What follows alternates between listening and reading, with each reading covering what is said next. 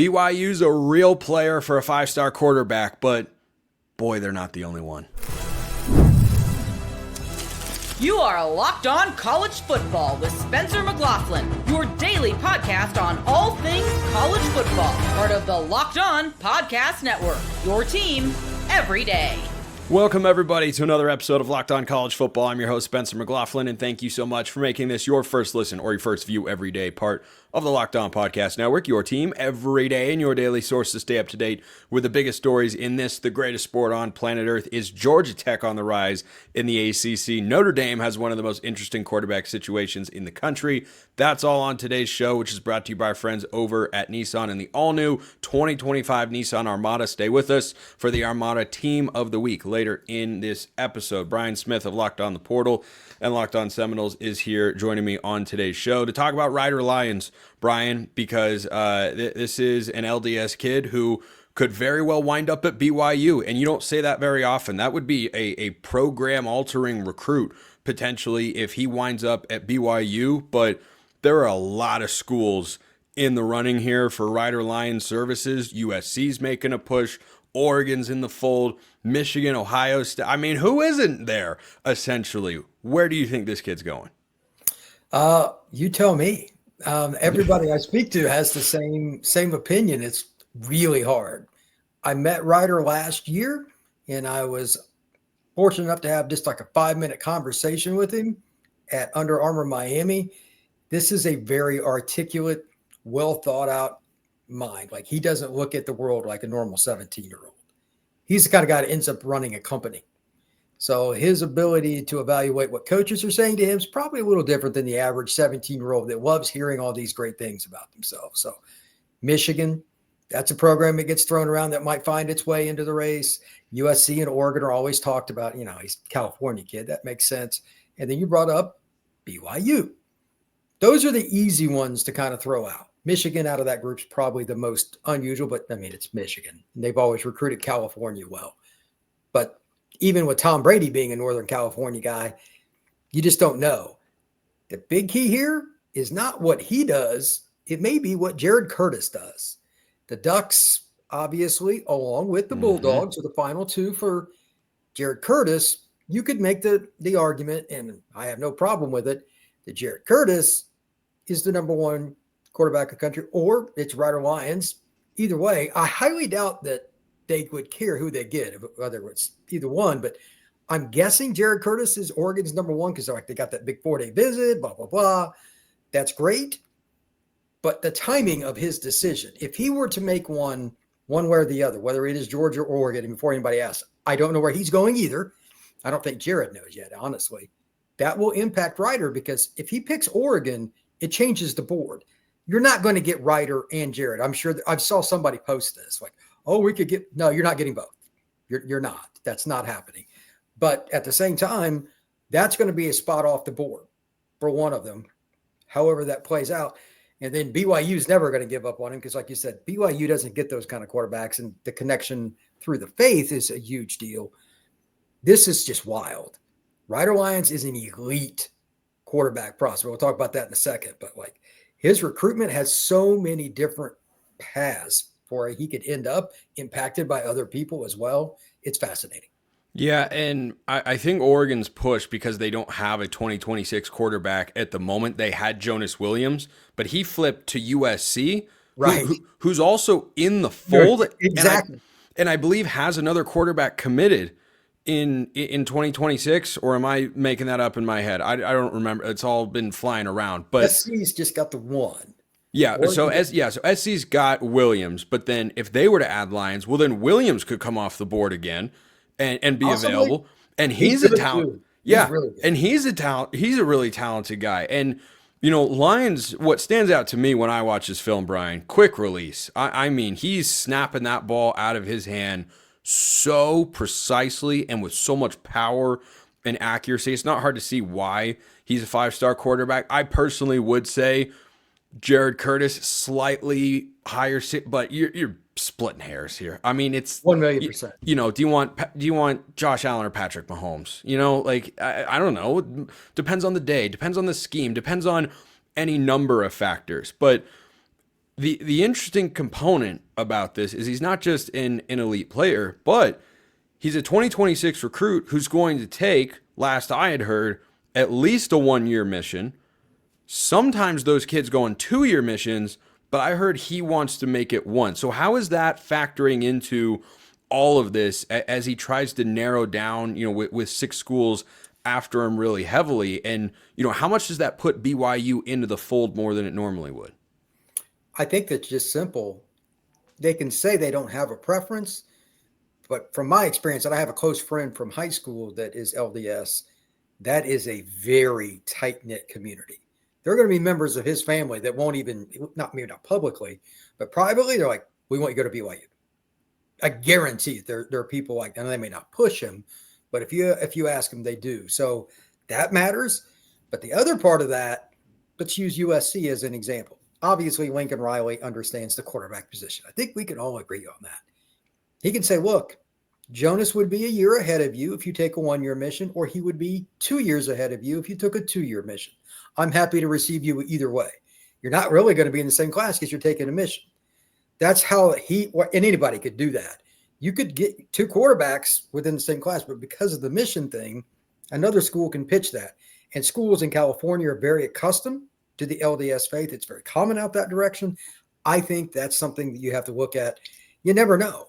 Maybe it's one of the other California schools that evolves into it. It's hard to say, but any of them can place him in the next class based on the mission, as long as they're up front with him and vice versa. How long it's going to be, that's a big deal. 1 to 2 doesn't sound like much, but these schools want to win now because these coaches don't know where they're going to be, et cetera. So I think that plays a major role in how many of these different schools are close with the church or within that community. That's going to play a role. Absolutely.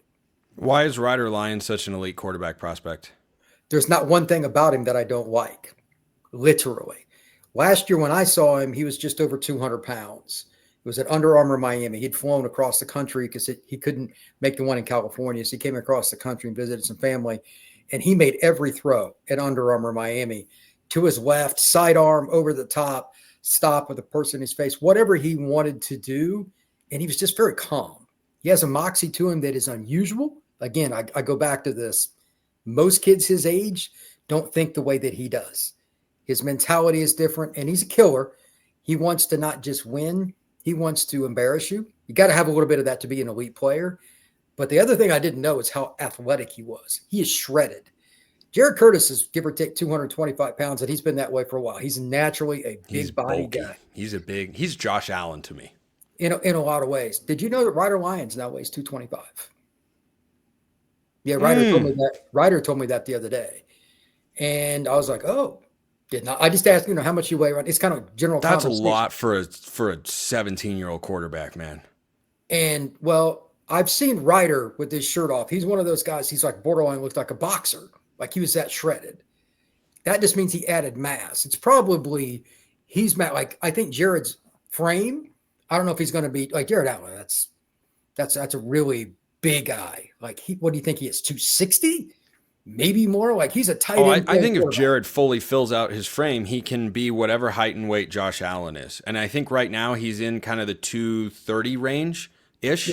Yeah. Because he's a big hulking guy. Yeah. I don't think Ryder Lyons is going to be that big. He's not as big framed, but he can change direction and move around and run RPO, and that makes him different. The other thing is he plays at Folsom. It's Northern California school. They've always had players. He's played against pretty good competition, and he shreds it. So the only thing that I worry about, like with some of the other kids, not all, but a lot of the quarterbacks, who do they play against in high school? It's very difficult to grade their film. Jared Curtis plays 1A competition in Tennessee. It's harder to grade it, but you see the arm strength that I've seen him live too. It's gross. That's the one thing I would look at between the two is maybe a separating point for some, but there's nothing Ryder Lyons can't do, whether you're a drop back, whether you want to roll out a lot or just flat out run. He can do all of those, and he's the guy you want in front of the camera too. In today's age, you need your quarterback to be a fearless leader on and off the field. That is absolutely what Ryder Lyons is. Brian Smith has covered recruiting for decades. You can catch him over on Locked On the Portal or at LO_the Portal on Twitter. Brian, appreciate it. As always, we're going to the ACC next because speaking of recruiting, you know who's trending upwards? It's this program in Atlanta, and you need to hear about him.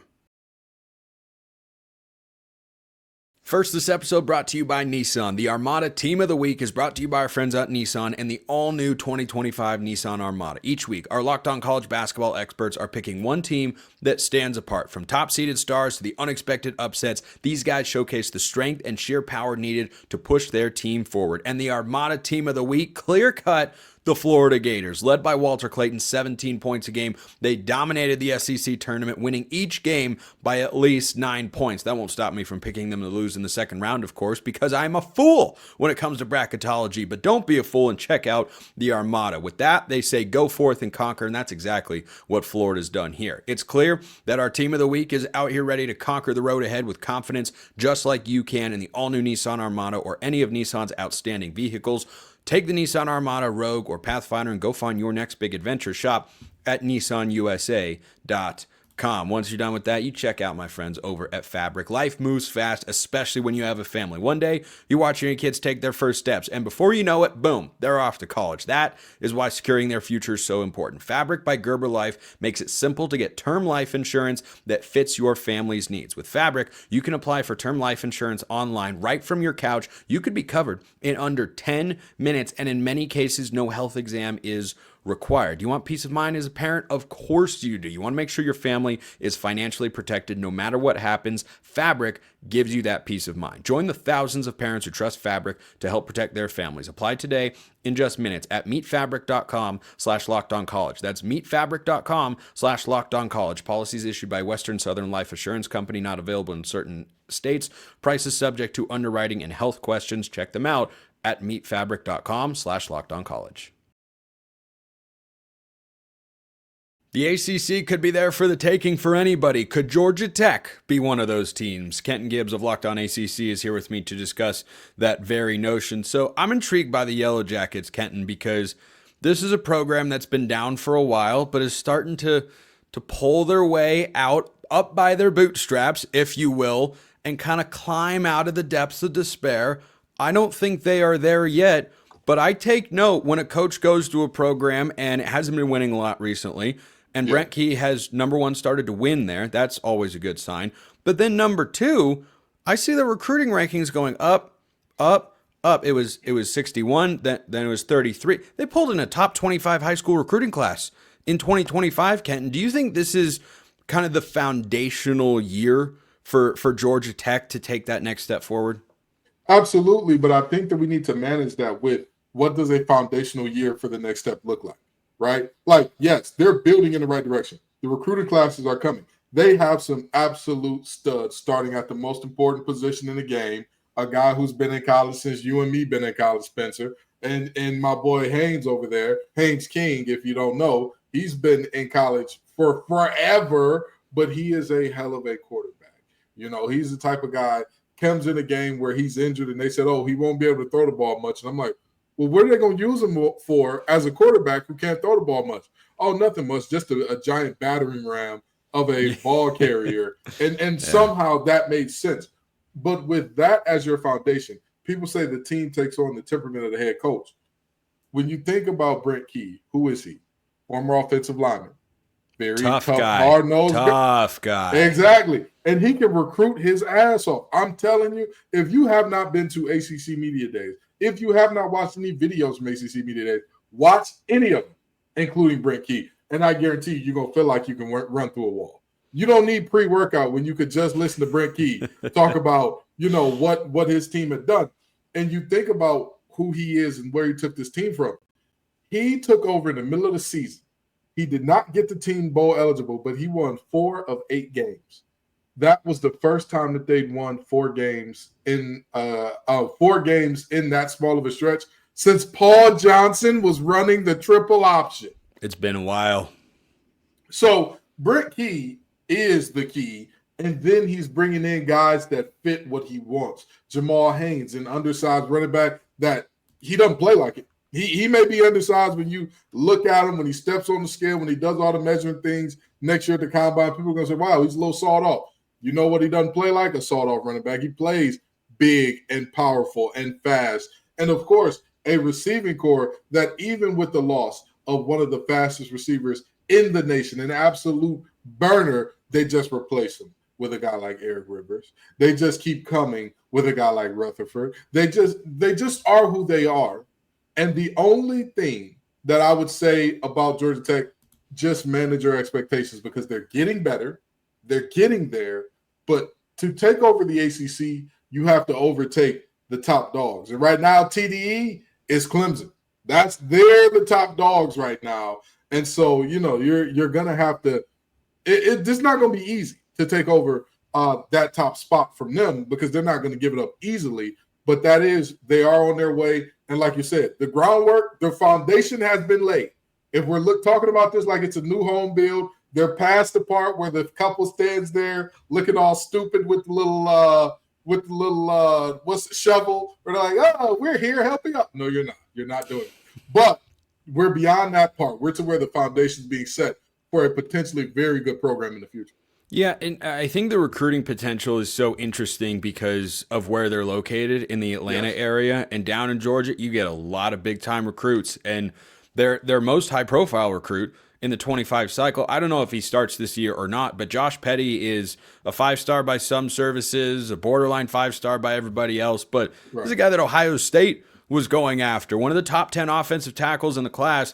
And he goes to Georgia Tech. That's when I first turned my head, kind of went, wait, what? They got who? Oh, well, hey, that's it. Hey, look, Georgia Tech's starting to recruit a little bit in there. So the Yellowjackets have one of the most favorable schedules in ACC play in the entire league, Kenton. I think the discrepancy between their schedule and Miami's schedule is insane. It's insane. Right. It's totally and completely crazy because Georgia Tech does not play Miami, does not play Louisville, has Clemson at home, and you look at the rest of their schedule and go, boy, it kind of seems like a lot of their toughest games are at home. Their road slate is Boston College, NC State, Duke will be tough, Wake Forest first-year head coach. That's the ACC road slate. That's it. So they've got some high-profile non-conference games, but when we're talking about building a program and elevating, I asked you to begin this segment, is this kind of that next step foundational year? That's part of the reason that I wonder. You've got a veteran quarterback who's going to run out of eligibility. You've got a favorable schedule. It's not your first year. I don't know that talent-wise they're sitting top 3 or 4 in the ACC, but they might finish top 3 or 4 in the ACC just because of those factors. You got a coach in his 3rd full season at the helm, a quarterback that knows what he's doing, who's familiar with this system, by the way. I think all the pieces are there for this, maybe not to be, an 11-1 sort of campaign. They have Georgia on the schedule as always. They have to play Colorado as well in a fascinating non-conference matchup. But I think all the pieces are there for this to be the sort of 9-10 win season that you look back and say, hey, that was the first year Georgia Tech got on everybody's radar. Well, yeah, and I want to push back on something you said there. They're not a top 3 or 4 team talent-wise in the ACC. They absolutely are in terms of You think so? In terms of top-end talent, absolutely. Now, when you get to depth, that's where the fall-off happens. And you're like, oh, man, like if they sustain 1 or 2 injuries at key spots, you're not looking at the same team there. But in terms of top-end talent, like if we're playing NCAA 25 and we turn injuries off, I definitely say they're one of the top teams in that regard. Now, in terms of that 9-10 win season you're talking about, absolutely. And again, this is what I'm saying in terms of just set your expectations properly. Because if you set your expectations for this to be an 8-9 win team, you could be pleasantly surprised. If you set your expectations that, they're in Georgia, they've got the talent, they're taking guys from SEC schools and all that and doing a hell of a job with it, they're going to be the ACC champs. You may walk away disappointed. You may walk away with your head hanging down about a squad that's on the rise. They're going in the right direction. They're doing all the things that you need to do to build up a program, and it's not very quick. It's coming over years, but it's coming that way for a reason. Georgia Tech's academic rigor is different from most of the other major schools that we think of. And when you think about the Brainiac schools, most of them are terrible at football for a reason. Georgia Tech is trying to buck that trend, and it's not going to be easy to do so. But look at Coach Key. Everything that you want is on the other side of hard, and bro, that man is getting that team tough and ready to get to the other side of hard. So, Ken, you might know better than me. I want to get you out of here on this. Top 5 rosters in the ACC. Off my head, I'd probably say Clemson 1 with how much they're bringing back. Miami and Louisville, to me, have to be up there. Would you really put Georgia Tech in that next rung of teams? I think Georgia Tech, again, top end talent. If we're just talking about your 2 deep only, they have to be in that category. And as a matter of fact, I'd even say they're competing with Louisville in that regard. I'd say them and Louisville are kind of right there neck and neck. Clemson, class of the conference, is different. Yeah. Miami always has talent. Even when they're not a good team, they always have talent. It's just kind of where they are, how they exist. Cool. Louisville is one of those teams that they maximize their talent, but they always get good talent as well.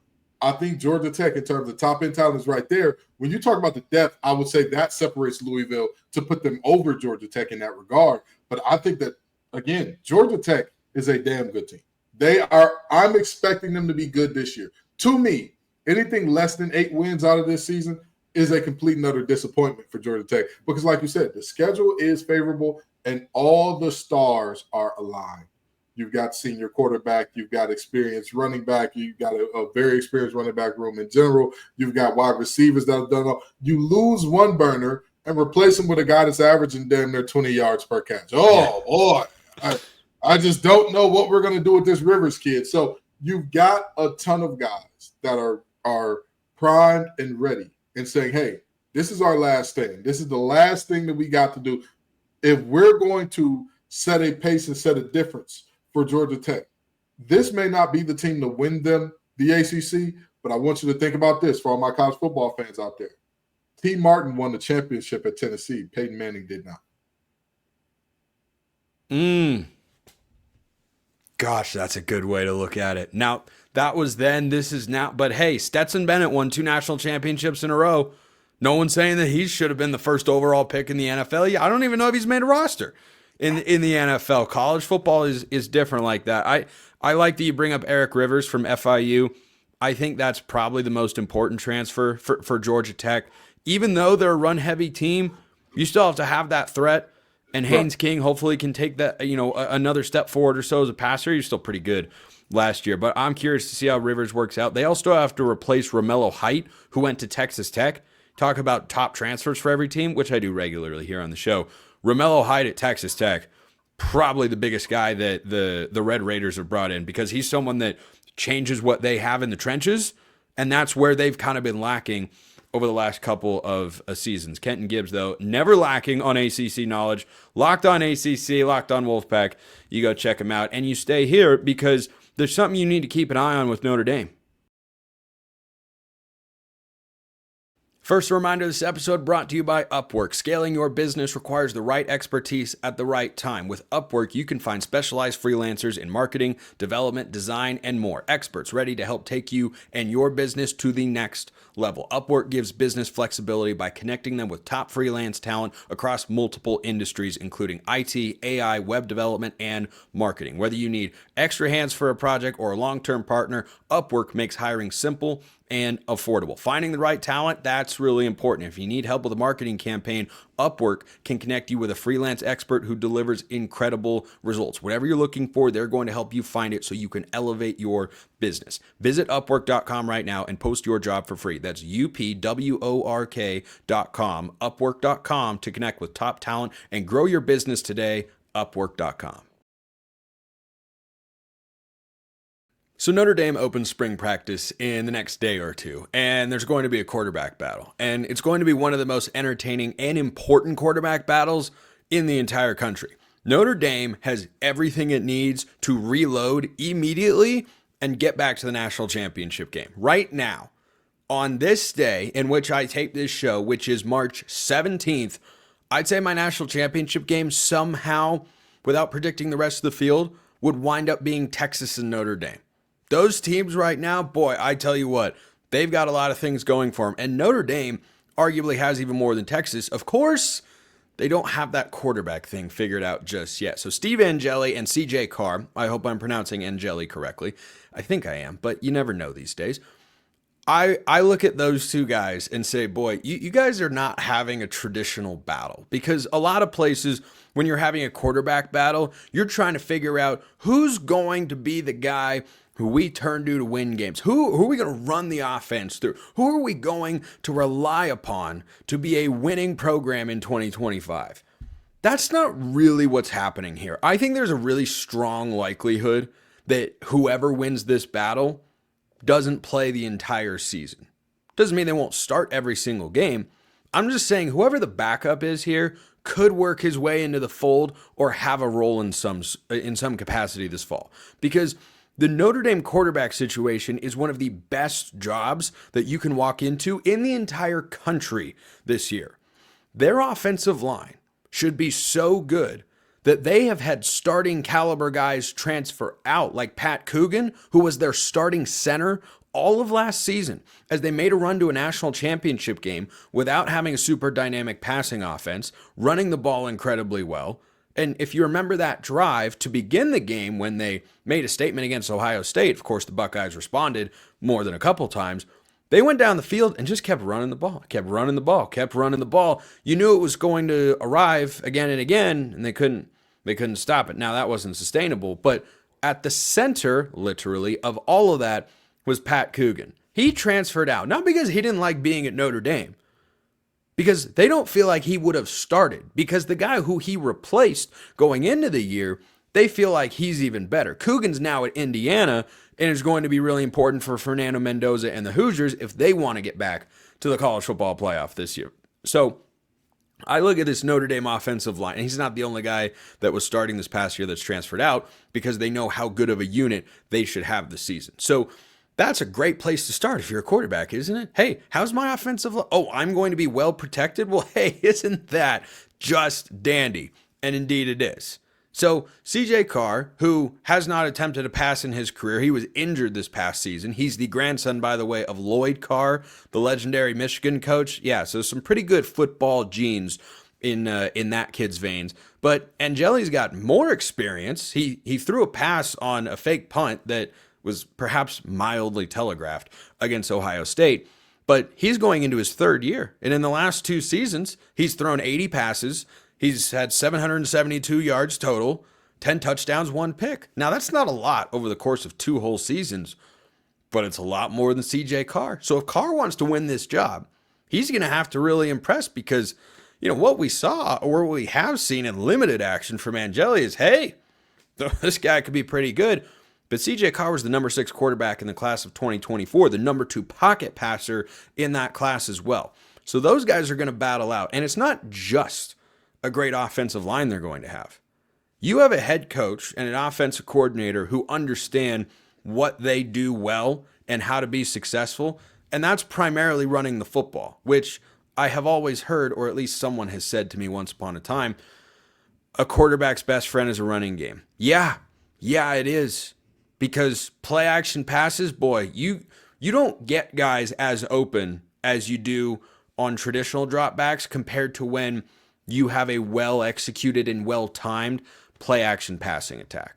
So Riley Leonard last year for Notre Dame, I felt like he was a championship caliber piece, and he wasn't even as productive as I thought he might be. I thought Leonard had another gear as a passer. They never really settled into it, but they figured out what they do. Now, Angeli and Carr are not built like Riley Leonard. No one's really built exactly like Riley Leonard. But the passing game could take a step forward from what Leonard did last year, who was solid, by the way, but he wasn't anything special. Through the air, 67% completion, good. 21 touchdowns, 8 interceptions, okay. 179 passing yards a game, not that productive. Now, the question for Notre Dame is, are they going to have the wide receivers? That's really the only aspect of being Notre Dame's quarterback that might be challenging this year. Now, Jaden Greathouse had a breakout performance, of course, against Ohio State. He's back for the Irish this fall.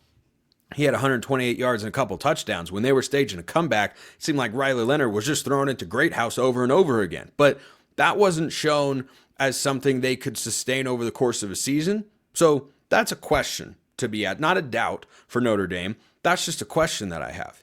But whoever gets this quarterback job is going to have such a great situation. You're going to have one of the best teams in the country. Their win total, according to our friends at FanDuel, is 10.5, understandably so. I could see them going undefeated this year. That's not going to be easy. Never is. But they were a Northern Illinois upset away from going undefeated last year.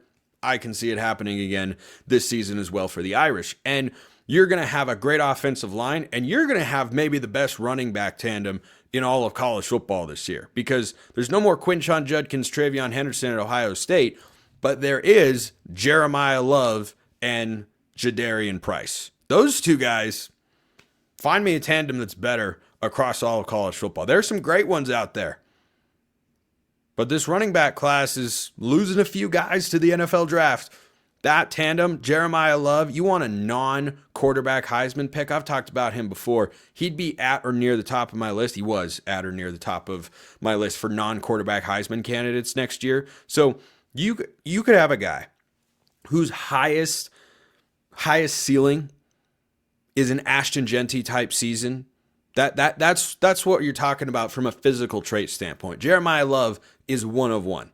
To me, he is the best running back in all of college football going into next year. So you're going to have that. You're going to have a great O-line. You're going to have a defense that's losing some pieces. Fun fact, they added a guy from Alabama whose name is Devontae Smith. It's a different guy. You have not time traveled back to 2020.